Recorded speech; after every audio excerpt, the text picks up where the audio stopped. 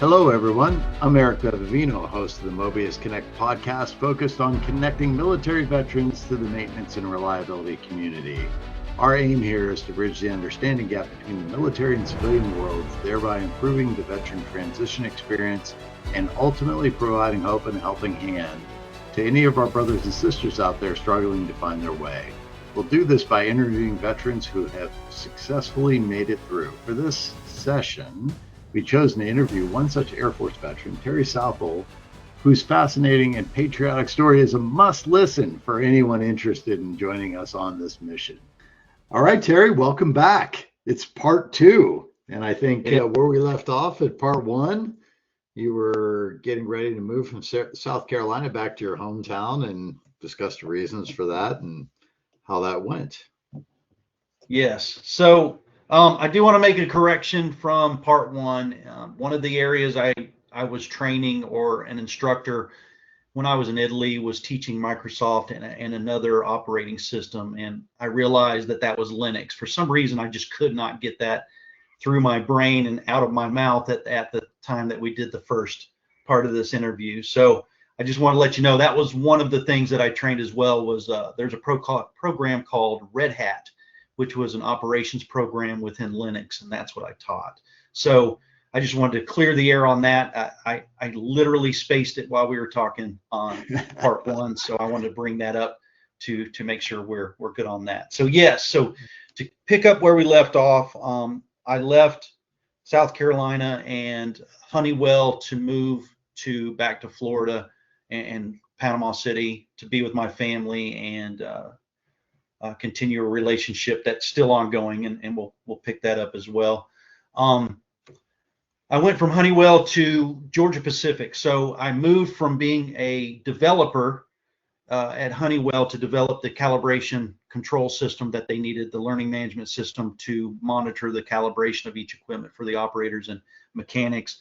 I got hired on Georgia Pacific Oriented Strand Board Division, or OSB. If you don't know what that is, oriented strand boards are those little sheets of wood that are all pressed together to make a piece or a sheet of plywood using glue and other components built within that process.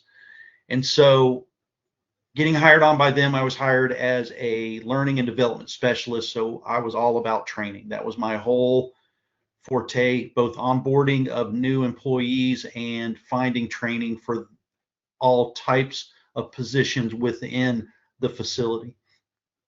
And so that's where I really started to learn about reliability and the maintenance function, the operations function, the leadership function, the supply function, the purchasing and acquisition function, planning and scheduling function, E&I function. I learned a lot while I was there.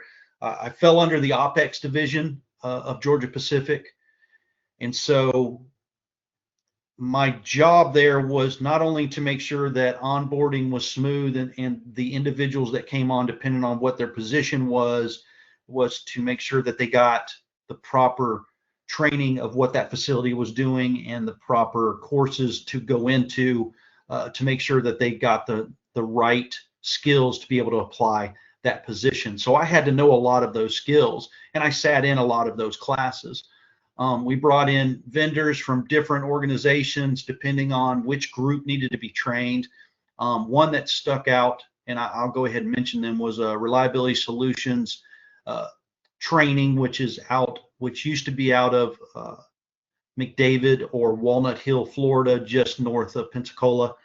And I became really close with their COO at the time, Nick Drew, and the director of sales, who was my main contact there, which was Bill Yance. So I learned a lot from what they offered in precision maintenance, operator training, to understand equipment and what equipment failures are and how to identify those failures. So that was one of the main drives that led me to where I am now. They taught 5-day, 2-day, and 3-day courses on site. So they always came to the facility to teach. Another cool thing about being at Georgia Pacific was I was also dual-hatted. Not only was I the learning and development specialist for the Hosford location for OSB. There were 5 other facilities out there, and I supported those 5 other facilities through a dotted line of the corporate office in Atlanta. I worked for the training division as well. So I had a plant manager that was my boss, and subsequently I had 2 corporate leaders that were side bosses, is what you would say. So there was a little bit of argument every once in a while of what I needed to do, whether I needed to stay on site and support the site function, or was I allowed to go to other facilities and work with those learning and development specialists, or if they didn't have one, work with the teams to make sure their training was up to date. But I learned a lot about reliability through a lot of the trainings that we received while I was there. And what was the primary reason? Did they tell you the primary reason why they hired you there? Was it for some of your military background, like the training that you had accomplished or that you were familiar with, and maybe not the content of the training, but just the fact that you knew how to organize adult learning modules and stuff like that? Was that part of it? It was definitely part of it. They were looking for somebody that was controlled. There were 4 or 5 managers there, so supervisor level up to senior leadership at the facility that were ex-military. And so me being ex-military did have a lot to play with it. I had just recently got my master's degree at that point, and so they were looking for somebody with an adult education background to be able to do what they needed to be able to suffice it. The plant manager at that time was Johnny Temples. He is still part of the Georgia Pacific company. He's just in a different capacity. He moved on from plant manager. The current plant manager I've talked to a few times. I still talk to a few people that are there. The maintenance manager now was a maintenance supervisor at the time, Alan Strickland. So I still talk to him as well. So there's a lot of you find out how close everybody is once you get into any facility. Those that have been there and cut their teeth for a very long time, they tend to, the family tends to be there, and you tend to grow within that family. So it was similar to being at a military installation. You get really tight with those around you. You expect them to have your back, and they expect you to have your back. So I do believe that my military background did play a huge role with that, and having the experience to be able to talk like you and I are now, especially in any interview. That's one of the hardest things, is the face-to-face. You know, you can look really good on paper, but the moment you step in and it's where the rubber meets the road, right? Yeah. Yes, yeah. And so by having even if I'm unsure of whether or not I fit into the mold of what they're looking for as an employee at whatever company that is, I always talk, when somebody even asks me advice, speak from the heart. You know, if you speak from the heart, you're never going to stutter in what you want to say. If you're trying to build up yourself to be more than what you are, your brain is going to pause and not allow you to. I'm doing this just your brain and your mouth is playing catch up to what your brain is trying to think of. So, you know, I do believe that it had a lot to do with my background. I mean, you learn standards, you learn commitment, you learn honesty, you learn compliance, you learn agility, you learn adherence, you learn different parts in the military that sometimes you're just not going to learn if you're in a civilian job. Depending on what that job is, you may never learn that until you're older in age and get into a position where it's forced upon you instead of gradually given to you as you learn and grow throughout your career. So, which is generally easier to digest and internalize when you're more malleable and you're trying to prove yourself to the world, and you know you're in the learning mode once you're older and perhaps a little more stuck in your ways. Speaking, you know, from personal experience of myself only, it becomes a little bit more challenging unless you're just really open to the learning, and you truly realize that in order to teach something, you need to experience it firsthand. Yes. and at least be around experts and, walk the floor, walk the walk, talk the talk, and then be credible in front of other people. So, yeah, interesting. Johnny actually told me after I was hired, the one thing that made him stand out is I told him, I said, sir, I don't know everything, and I won't pretend to know everything, but I can find the individual that knows it, and I can take their knowledge and amplify it the way it needs to be amplified. So by understanding we don't know the whole scenario, but we're able to find those that can help us with that scenario. I think that's more for a manager's role than it is for, say, an operations or maintenance role. So it depends on the level at the facility, and you learn that really quick once you get in there, especially if you haven't had that experience before and you're placed into any facility. There is a hierarchy and there is a structure, and there's acceptable and there's unacceptable depending on what level you're at. So it's good to have that backbone that the military enforced and enriched me in, to be able to bring that to a facility. A lot of the individuals that were there at the time that I was there, a lot of them have moved on. A lot of the managers have moved on, but I still have kept in contact with them.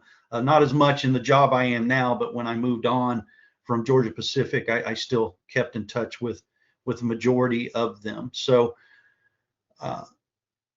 I was there for about a year and a half, and then the OPEX division was let go by Georgia Pacific as a whole. And as part of that OPEX division, I was released of my position, and I had to find a new position. So the transition from being at a facility to supporting a facility happened in that moment. Bill Yance from Reliability Solutions called me on my personal phone, not my work phone, and said, "Hey, I just tried to call your work phone and it was turned off. What's going on?" And I said, "I was let go, Bill." And he said, "Were you? I'll call you back." Click, and hung up on me. About an hour later, Bill said, "You're going to come in for an interview for us. I want you working for me. I really like how you performed at Georgia Pacific. I liked what I saw, and we think that you would be a great fit." And I told Bill, I said, "I'm not a salesman, Bill." He goes, I don't need you to be a salesman. I need you to be passionate at what you believe. And every time I talk to you, that passion is there." So within a month, I had an interview with Reliability Solutions, and I was hired on.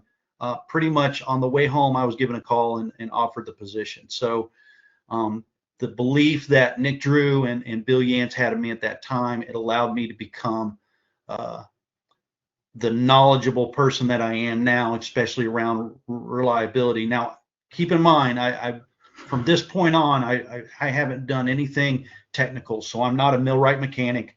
I'm not a qualified operator of equipment. I'm not an engineer. I'm not a supply or warehouse employee. I'm not any of these things. All I am is I'm a knowledge of what reliability is and the goals that we try to get to be reliable and have our equipment and our personnel be reliable in what they do. So keep this in mind as we move forward. So when I stepped into Reliability Solutions, I was there. There were quite a few ex-military there. One of the owners, Ian McKinnon, and I mentioned him in the last episode. Ian is Canadian, born and bred, but he was also in the Canadian Navy as well. He always joked that they had two ships, and one was only operational at one time. The other one was always parts, but that was his joke on being in the Navy. But he did do sea duty as well, and so that was one of his caveats. So he really enjoyed the conversations that him and I had about our military careers, and it really created a bond between him and I. And I still talk to Ian McKinnon today when we get the chance to talk. He's a busy retired man, and I'm busy at what I do. So, but catching up is what it is. And so when I got picked up by Reliability Solutions, I already knew what they did. It was an easy transition because they were a vendor of Georgia Pacific to provide the training that we needed to be able to amplify the skill sets within the maintenance groups and within the operation groups to be able to understand their equipment a little bit better. And we're gonna come back to this in just a second, but what I want to key in on is how important it is for veterans and military individuals that are on active duty or in reserve right now, and they're looking for another position. Always look outside the box. If I'm a helicopter mechanic and I really want to continue my career as a helicopter mechanic, it's going to be difficult to find those positions because there's only so many civilian positions opened. But if I have the skills of working on motors, working with hydraulics, working with electrical equipment, there are other opportunities out there. And this is one of the things that helped Reliability Solutions in a pinch. When COVID happened, we didn't stop training. We were still doing on-site training when COVID happened, but it looked like a big baseball field. We had orange circles around the training demonstrators, and we had 6-foot barriers between each seat. And so when you sat down, you sat in a circle, and you couldn't come outside of that circle unless you were going to a training thing. And everybody wore face masks and face shields, and the instructor had a 6-foot pole to make sure that he did not get within 6 feet, or she did not get within 6 feet of the person they were training. But we received a contract from a company to do a lot of training in a short amount of time. And so we got to the point that we needed instructors. And so at Reliability Solutions, in order to be an instructor, you have to have a minimum of 20 years in the field doing your job. So if you're an engineer and you're teaching engineer courses, then that is one of those requirements. If you're a maintenance mechanic or maintenance millwright, if you're an E&I technician, if you're an operator, so being able to teach those courses, you have to have the facility experience and the horrors, right? All the bad times and all the good times. You had to be able to experience to be able to bring that to the table when you're teaching other people that are technically your peers. When you come into that facility, even though you're the instructor, you still felt the pain that they're feeling, and you felt the happiness that they've had. So we could not do that with military folks. So we actually knocked that down to 10 years of military experience in that career field. And so we reached out to, at that time, it was Bradley Morris. Now it is Recruit Military. And we reached out to them, and they were able to find us. We needed 37 instructors or 47 instructors in a short amount of time. And I would say 2/3 of those were military veterans or retired military that were coming out looking for a job. And we're talking electricians, power maintenance, motor pool and vehicle maintenance, helicopter and airplane mechanics. I'm trying to think of what the other one was. There was another one, pumps and hydraulic system trainers. And so we were able to. Interesting, Terry. Just I'll give you a chance to take a breath up there. And so on the helicopter crew chief, the helicopter mechanic sort of stuff, I do have a really good friend who was also a guest on the podcast, Clark Smith, who sort of segued out of active duty and combat to Sikorsky, became a licensed aircraft mechanic, had some challenges, fitting in sort of the corporate culture there. And then did a bunch of things, but then I ended up meeting Clark when I was at Castrol, and he was doing our oil analysis in-house. And now still today at 76, I think he's 76, he is still doing oil analysis today. So it's something you may not think about when you're coming out of the military, like, hey, I could do this, or there's a need for this. I'm not sure how long oil analysis really folks who, what do they call the oil analysis folks that look at the results and then do the sort of comments and whatnot, and put it on the oil analysis. I would call them technicians, maybe senior technicians, or really, not to be redundant, oil analysis analysts type of thing. Yeah. But anyway, there's a lot of paths to segue off of your military career that you may not think of, because there's a little offshoots. And when you talk about this training and the different areas that specialists are needed to provide that training, may not have 20 years of in the field experience at a paper mill, but you may have a compressed bit of experience either out on the front lines, on a ship, in an aircraft, some high-speed stuff that tends to lock it in and create more ups and downs perhaps than you would have in a normal year working in a plant facility. And one thing you'll see in standard facilities is compliance with the standards and the expectations of what that equipment's supposed to do. You tend to see it a lot more streamlined in the military than you would say at a facility that's running off of hopes and dreams and very reactive. In the military we were more proactive than we were reactive when it came to working on equipment or walking down the manual of each step and making sure we're compliant with each step and not skipping a step to make sure that we're doing it right.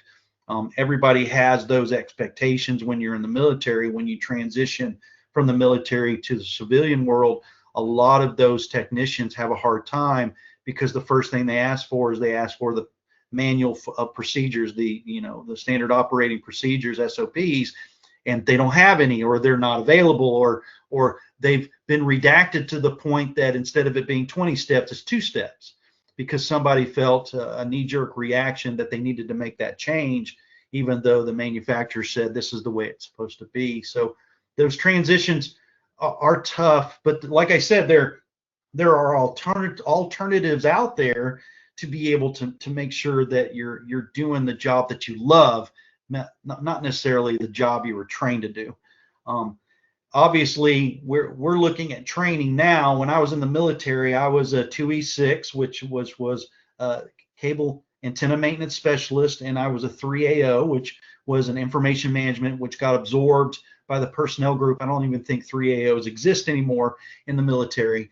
And now you look at me now, I'm working at a training company providing on-site skills training for both operators, mechanics, leaders, and engineers. Completely different transition than what I was doing in the military, but I still look back at what I learned in those positions to be able to apply in the job I was doing. Shout out to JT Blum at Recruit Military and his predecessor, Neil Valeri, who both are, JT is still there. So if anybody's listening to this podcast and needs guidance, or a facility is looking for someone they can rely on, I think that JT would be at Recruit Military would be your number one place to go to. So that transitions back to the position I was in. So at Reliability Solutions, I was a coordinator for training when I first started, and then I became the business development manager, where I worked on bringing in new companies and still had other companies that I worked with, and I worked my way up to strategic account manager, SAM. So if you've ever heard of the term SAM and CAM, client account manager, strategic account manager, I was the SAM, and we had a CAM as well. We wound up having 2 CAMs right before I left the company. So a lot of interactions, a lot of different types of industries that I interacted with. It was over 523 facilities. I think it was 218 companies that we interacted with in the US and Canada. They did training in other parts of the world before I got there, but at that time we had transitioned strictly to the US and Canada. But it was an opportunity to travel and be able to sit in classes again and work with companies to make sure that their needs were met. The company transitioned out of just doing training. We did have a maintenance side as well that we did shutdowns and service and stuff like that. That side of the company has grown quite a bit since right before I left and since I left. So fantastic. So where does that leave you in your career trajectory now, Terry? Where do we segue into next? Are we So the segue is going to be going from a strategic account manager working in sales to a business development administrator trying to get reliability centered maintenance and planning and scheduling in front of more people. When I left Reliability Solutions in the beginning of 2023, it was under kind of good circumstances. I still support them today. I still talk about them heavily today. There are other training companies out there. I have the knowledge of Reliability Solutions, and they still provide the same courses, and they still have a few of the same instructors that were hired in that heavy hiring back in 2019. So there's family that are still there that I talk to, and so when I left there in 23, I joined up with People and Processes, which is Jeff Shiver. If you do not know who Jeff Shiver is, just look him up. Very knowledgeable gentleman around reliability centered maintenance and planning and scheduling. That's their two major consulting opportunities that they provide. And Jeff saw an opportunity for him and I to work together and try to increase the amount of companies that they can interact with. And it was a 6-month venture to see if we could do it. And unfortunately, as good as I try to say I am, the reality is it was a very tough business. The person I worked with, Tammy Pickett, she still talks to me today, and we still converse.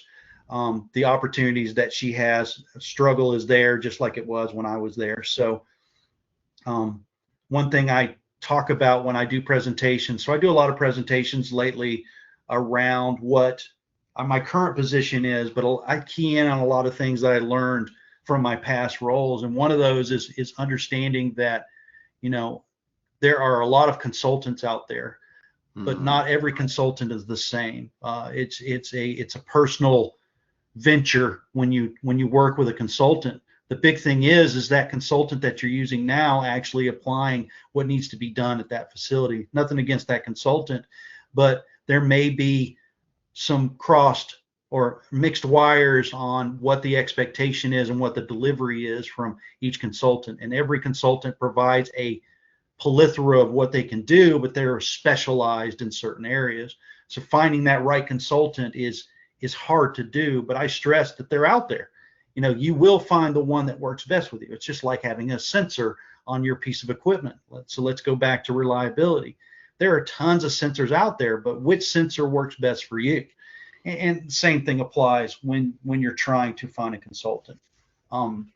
So let's backtrack just a little bit. You said that the struggles are real. So the struggles are in establishing then in a field of a bunch of competition, and then once you get a relationship and you have a reputation for doing what you say you're going to do, and showing up and delivering what the expectation is, then that starts to roll and gather momentum and get you more business, and it's needed, right? I mean, it's all needed. It's just there's a lot of fake stuff out there, not only fake news, but like fake resumes and fake deliverables and all that stuff. So people have to be wary. What advice would you give to folks? And this is purely on the consulting and business end. We'll get to the veteran advice here in a second, though we've been giving it, sort of bits and pieces all around. But what advice would you give them to customers, say practitioners, right? A pulp and paper factory or a steel mill or a textile plant or whatever, in evaluating consultants? Is there a try before you buy type of program like there would be in the world that I came from in lubricants? Like you get to evaluate, or you start some small engagements first, get an understanding, get a feel, and then build up to larger engagements as you better get to know the consultant? Is that typically how it works? I'm going to say a bad word here, and a lot of facilities just don't like this word. An assessment or an audit. Right. Is typically what is highly suggested to be able to find out if the fit of that consultant is what fits within your facility. By doing an assessment, a consultant's going to provide what they find. And the funny thing is, if I get two different consultants, they're going to find two different things. So it's really, what am I looking as the outcome? If I'm looking for an end solution, what is that assessment going to provide to get me to that end solution?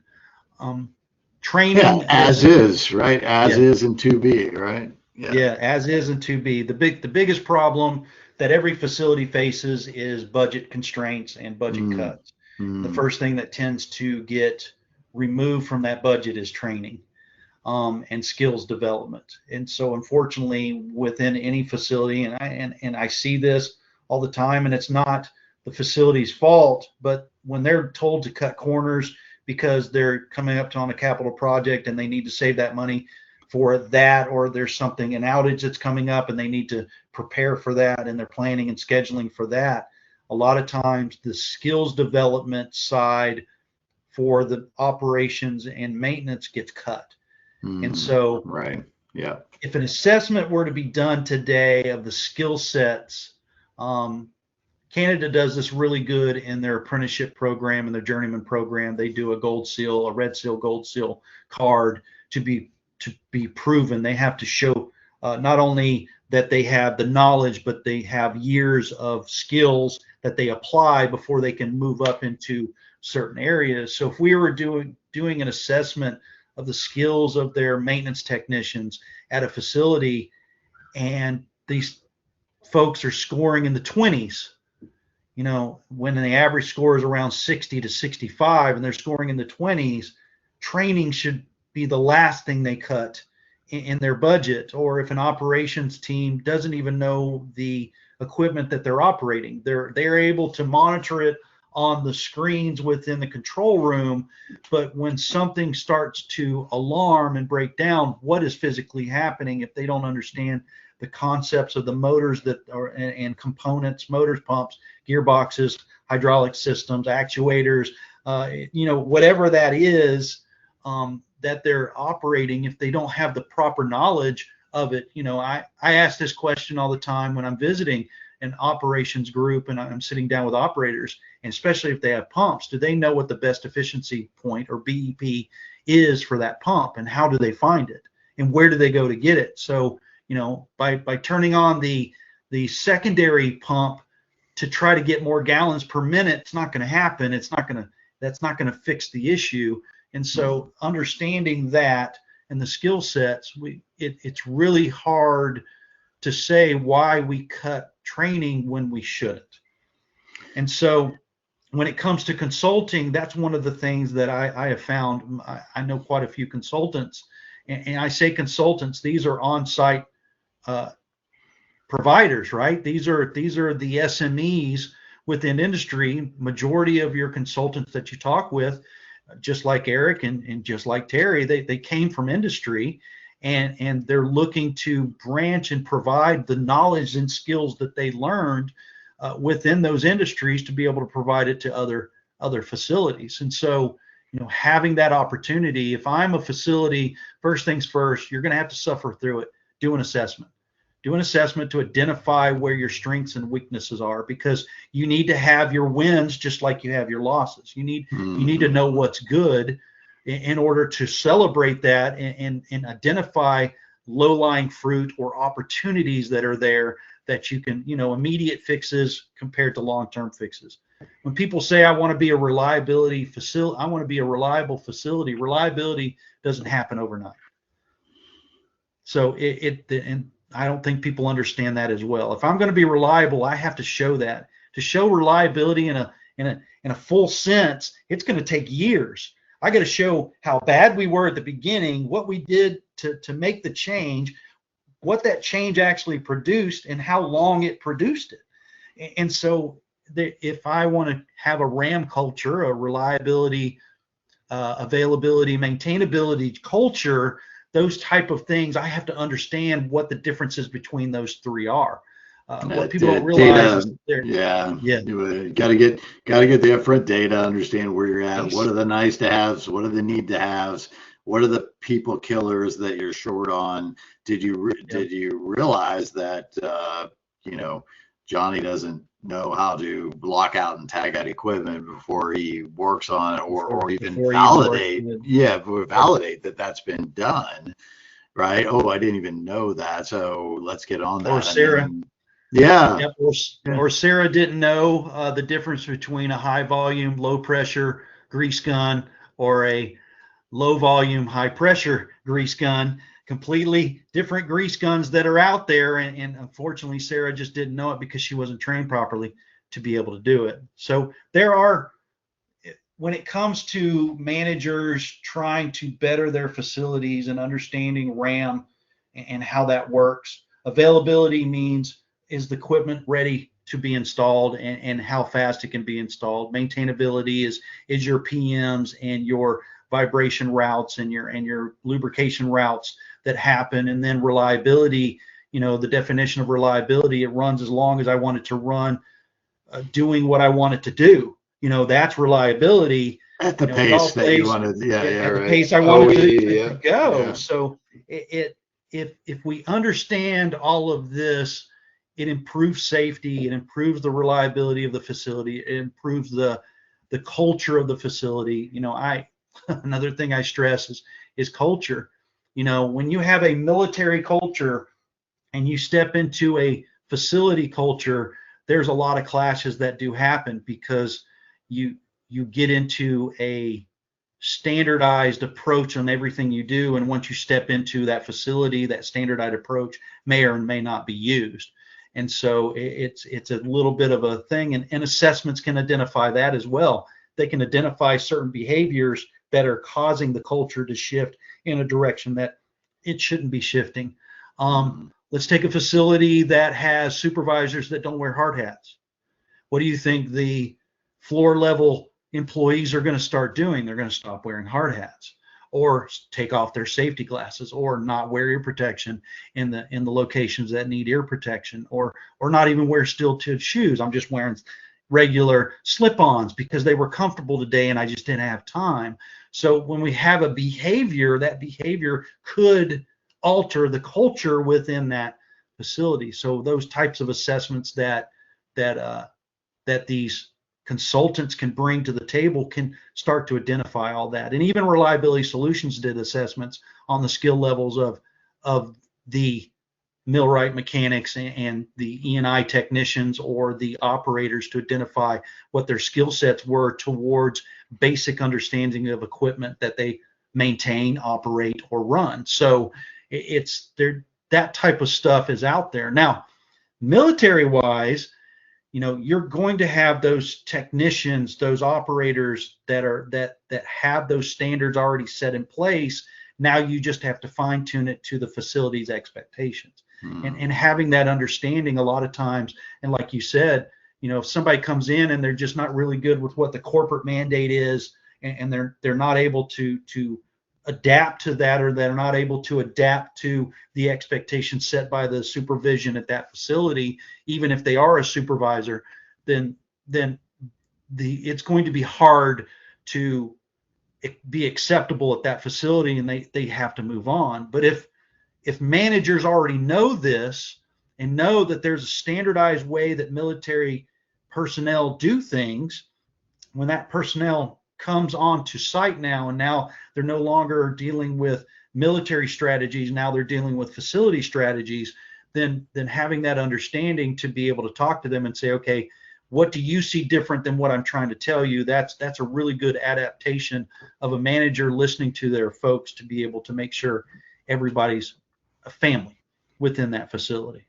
And that's some of the big struggles that I see. And I'm saying what I see. So remember, this is coming from Terry only. It's not coming from a company or a facility or a consulting firm. When I worked for People and Processes for that short time, I learned a lot. I learned a lot of the struggles that are out there, and why it's hard for consultants now. I mean, with AI the way it is now, who knows what's real when you get an email today. There's a couple of sessions that I've been reading and listening to about, is it really coming from a person, or is it something that is AI generated? And so that struggle is real, and I deal with that as part of the company that I'm with now. So let's transition to the last part of this, Sure. and we're getting close to the end of Yeah. our second half anyway. Right on. So I was allotted the opportunity to go to a conference with people and processes, even though I didn't work with them, to be able to amplify my opportunity to find a new job. And as part of that, Tammy Pickett, who people and processes, introduced me to Ron Sullivan, who is the previous global brand and distribution manager for Hamar Laser and the X Series shaft alignment system that I support. So I got introduced networking. Networking. So I got introduced to Ron at the conference that I went to, and Ron and I talked multiple days. I stayed there for the whole conference and had multiple conversations and sit downs with him and a few other people. I wasn't just talking to him. I was talking to other companies as well, trying to introduce myself, and had a lot of great phone call interviews with a lot of them. And some of them were really good, and some of them were really not iffy on me. But it was still good learning to have those conversations. It just wound up being through the interview process that Hamar Laser, I saw a lot of opportunity within Hamar Laser, and when they made the offer, I didn't even bat an eye. I accepted it, and lucky for me, and this is transition, right? Lucky for me, I had the previous manager train me on what they do to be able to apply when they leave, which is not really the case when we go into facilities. Usually when you get hired on, that person's been gone for a couple of months, and it's been completely anarchy, right?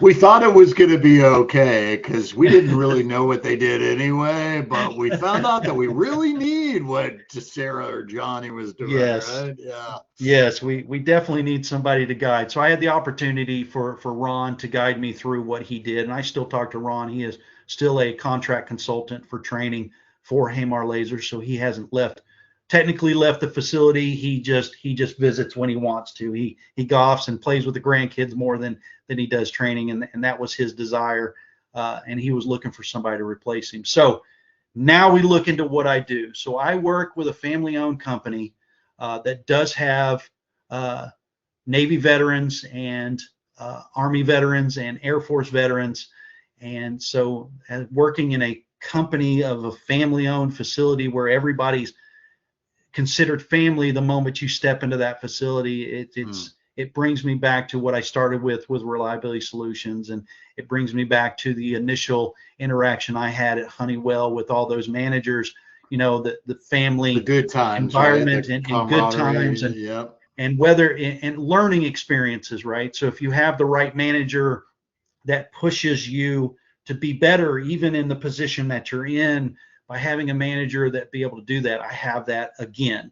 This isn't the first time I've had that, but my manager, my boss, is he wants the best out of me, so he strives to make me better. And when something bad happens, he's not the one to say, why did you do that, or what were you doing? He said, okay, let's learn from what just happened, and let's work on that, and let's fix that, so that way it doesn't happen again. Now, if it happens again, then obviously it's going to be a different conversation, but the growth that I'm having within the position that I'm in, and within the company, because I'm not just in this position, I'm growing within the company as well, and hoping to expand as we go.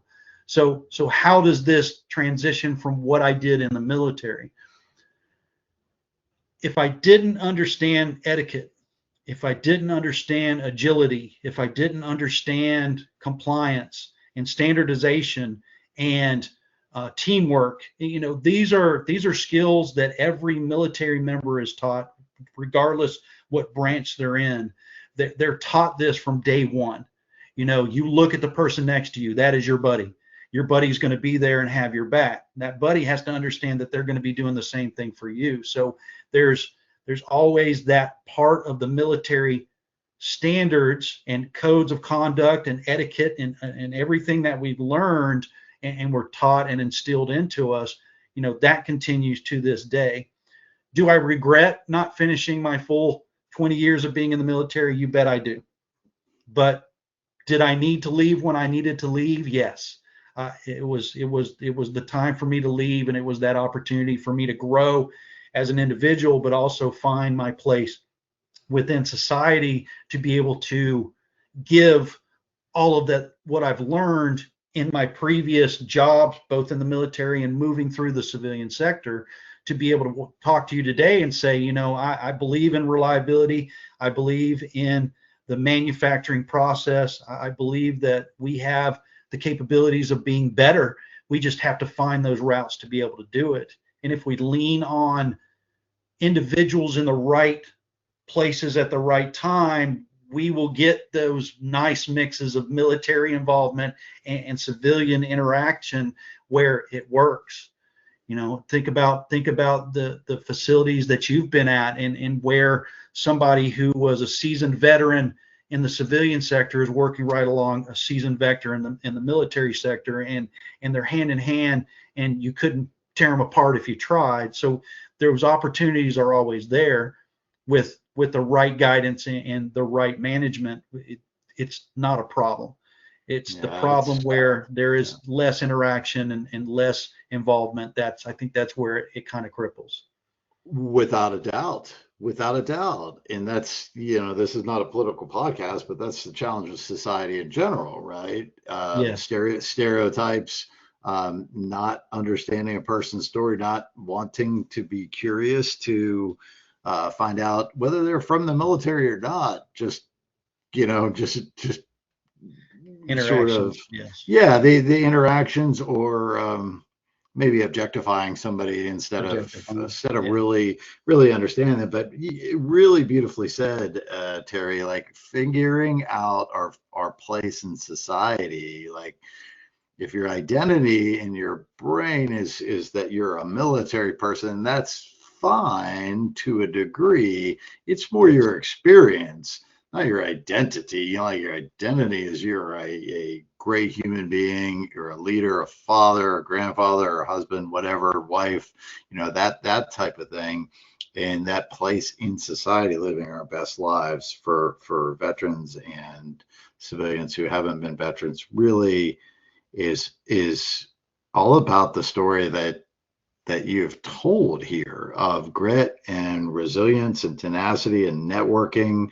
There are no guarantees. It's a rocky road. The plane gets blown up as soon as you get punched in the mouth, as Mike Tyson says, or as soon as the shooting starts. And being adaptable and flexible and on the technical training path, I think, has really helped you become, the today, who is a fully functioning member of society that has gotten through a lot of challenges and is here to, share his wisdom with those who are willing to listen.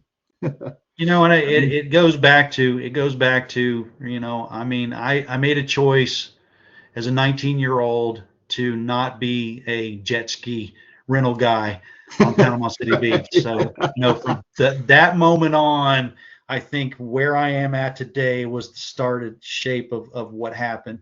There were goods and bads being in the military, the interactions that I had, the places that I've been, the people that I've worked with, the people that I broke bread with on a daily basis. You either talk to them now or you don't. There's some that I still talk to, and there's some that I don't, and the interactions happen. But you learn and you grow, and you have your ups and downs. Like you said, I got knocked down a lot. I don't talk about that because there's always an upside. There's something always better that can happen no matter what happens to you in your life and in your career. So the opportunities, I'm grateful for the opportunities that I had and have now, but does it shape what I did in the military or how I felt in the military? No, the military got me, the military interaction that I had got me to the point where I am now. So, I believe wholeheartedly, if somebody is lost in their future and they don't know where they want to go, and someone young or even in their 20s that doesn't know where they want to go, give the military a shot. My dad, and I say my dad, my stepdad was Air Force. And he was an instructor next door to the facility I was an instructor at. So, I love to say that. My dad taught at Bryan Hall. I taught in Thompson Hall. They were right across the street from each other. He actually snuck up one day, military affairs. They had an opportunity to come into Keesler to sit and talk with instructors, and I'm sitting here teaching my class, being the instructor that I am, making sure that I'm shaping these young minds into better airmen as they're learning. And in walks the commander with all of these people in civilian clothes, and one of them happened to be my dad, and walked in to participate and watch how the class is taught. And it was an opportunity to teach in front of my father. Of course, he made a couple of remarks trying to break me up, and of course the commander was in on it, and it was kind of a fun deal, but the opportunities were there. So by having those skill sets and that expectation when you join and when you start in the learning process that you give, it helped at least me transition a little bit better with the expectation. The military is the military, civilian world is civilian world.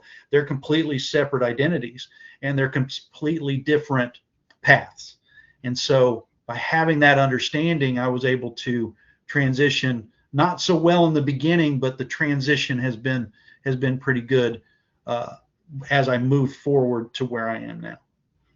Fantastic. So plenty of great information and content here, and well thought out. Terry, thank you for preparing and giving us the lowdown that's really tuned in to the maintenance and reliability community. Not all of our guests are tuned into the maintenance and reliability community because they're more veterans, maybe either on the periphery or they use maintenance and reliability here and there.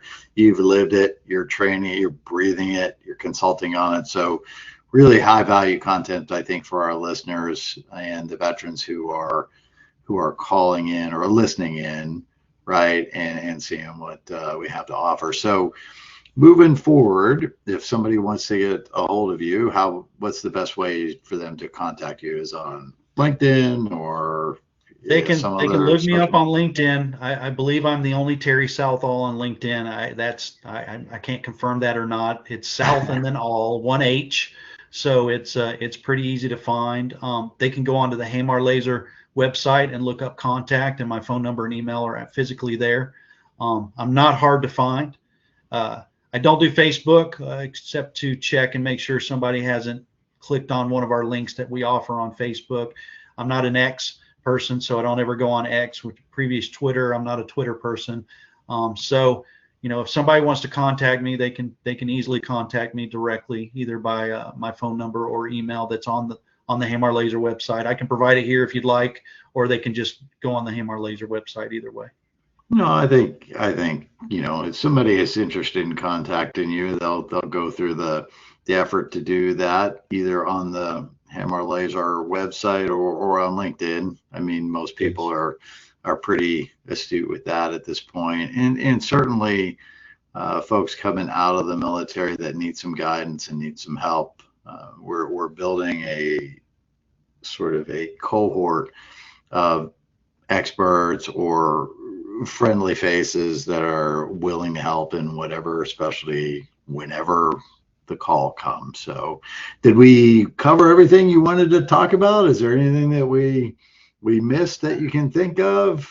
I believe we covered everything outside of just history in my family, but other than that, I think we covered it very well. Fantastic. Well, that'll wrap it up for today. Thank you, Terry, and thank you, Mobius, for providing this platform to help both transitioning vets as well as those looking to hire them in the field of maintenance and reliability. It's been a great couple sessions, Terry. Thank you so much. Wish you all the best, and don't be a stranger. Yes, sir. Thank you.